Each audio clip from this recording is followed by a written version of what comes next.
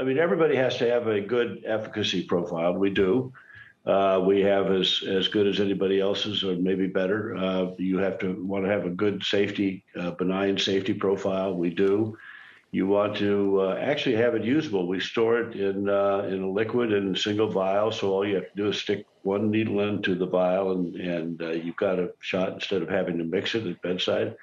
And the storage and distribution is we can get it in all parts of the world. So it's nice to have that combination. The other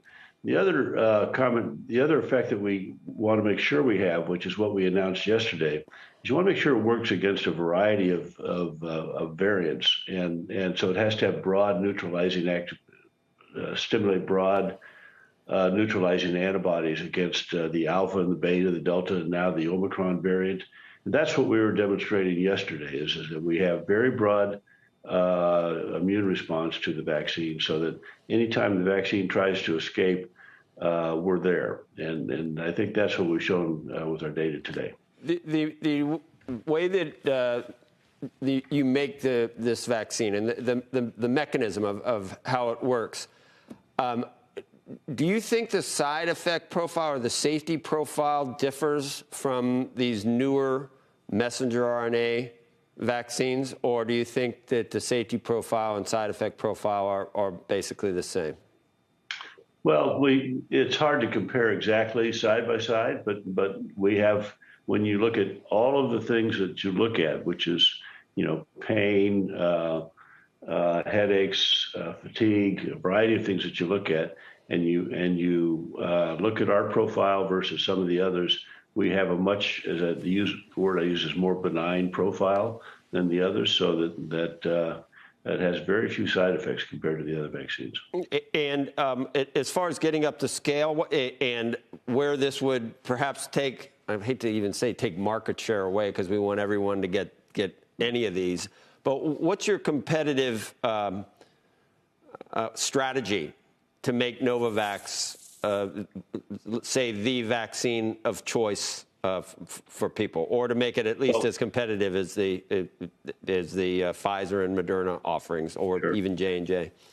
Sure.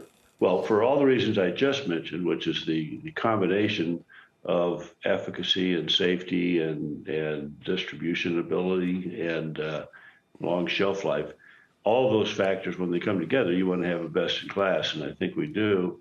What kept us later on the market is that when we started this pandemic business, we had zero production capacity. So we've now built, over the period in lightning speed, plants all over the world, and so we can now produce at a level in excess of a couple billion doses a year, and we've partnered that with partners in India, in the U.S., Europe, Asia, and so we can now make the product at competitive and commercial levels. Is it easier to make or the same as the messenger RNA? And what about, how would you make the next generation? Let's say you wanted to make an Omicron specific booster. Right. How would you do that? How is it as easy as changing the sequence in an mRNA vaccine?